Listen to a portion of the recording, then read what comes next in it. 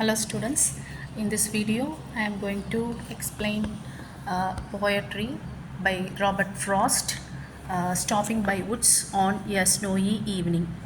First I will give you the Tamil explanation in a short. Robert Frost அப்படிங்கிறவர் ஒரு American writer. அவர் வந்து stopping by woods on a snowy evening அப்படிங்கிற இந்த போயமை எழுதியிருக்காரு. இதில் ரொம்ப அழகாக இயற்கையை பற்றியும் மனிதனுடைய வாழ்க்கையை பற்றியும் மனிதனுக்கு இருக்கக்கூடிய ரெஸ்பான்சிபிலிட்டிஸ் பொறுப்புகளை பற்றியும் அவன் காலத்துக்குள்ளார அவனுடைய பொறுப்புகளை எல்லாம் உணர்ந்து செஞ்சுட்டு கடைசி உறக்கமாகிய தூக்கத்தை தழுவ வேண்டும் அப்படிங்கிறத இயற்கையோடு சேர்ந்து ரொம்ப அழகாக சொல்கிற மாதிரி இந்த போயமை எழுதியிருக்காரு. Let us see the poem in English with the beautiful explanation. So in this video I focuses on the Stopping by Woods on a Snowy Evening poem, and also I explain the Stopping by Woods on a Snowy Evening summary in a short, and I aim to explain Stopping by Woods on a Snowy Evening summary in an easy and systematic way to the students. Let us see the poem. So in this poem, the poet of Stopping by Woods on a Snowy Evening stops near some woods on his way one evening. The poet knows the owner of the woods and also the place where he lives, and he is assured that the owner lives in a village and he will not see him stopping here, and he can join the natural beauty of his snow-covered woods. And the poet further says that he usually stops near the farmhouse.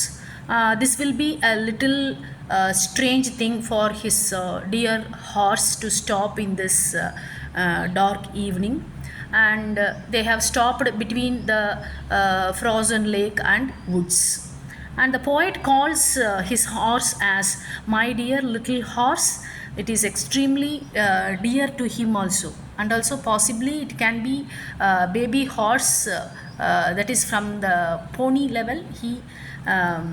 He likes the horse, and this also implies that the speaker may be a humble and ordinary citizen and cannot afford to buy an upscale horse. And he also embodies the horse by indicating that he can think and refer to him as a person. And in the few lines and the next few lines of the poetry, the poet suggests that the weather is very cold enough to freeze the lake, because the other side is a frozen lake. The words like darkest evening suggest several things, and it can be meant the poet was very depressed due to his long journey and chilling weather. And it also mean it was the longest night of the year with the maximum hours of darkness. In that case, it can be a winter peak in the northern hemisphere. The poet says that the horse is shaking its head and ringing the bell attached to its harness. This suggests as the horse is asking his master whether there is an issue, because it is an unusual for him to pass by the woods within the darkness. And the most important thing in the poem is that the sound imaginaries. There are only 3 sounds can be heard in this poem. They are the sounds of the harness bell of the horse, light wind breezing in the woods, and the sound of the snowflakes, the falling of the snowflakes. And in the last few lines of the poem, the poet describes the woods using 3 adjectives, namely lovely, dark and deep.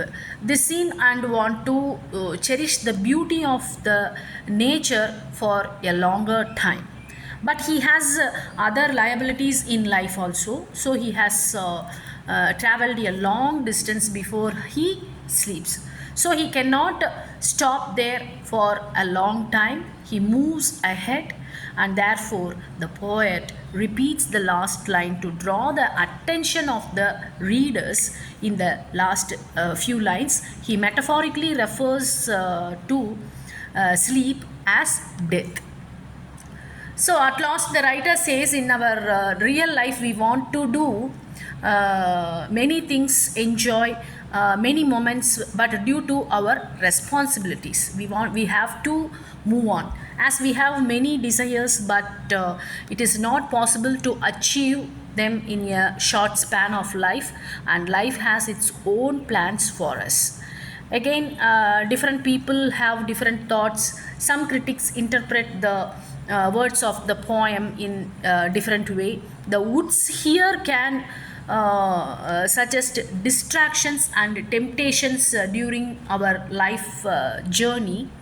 And some people believe that the poet wants to say that we would focus on our goals of life. We must accomplish our duties before we die. So we should not spend our valuable time on distractions of life. So this is the beautiful poem by Robert Frost.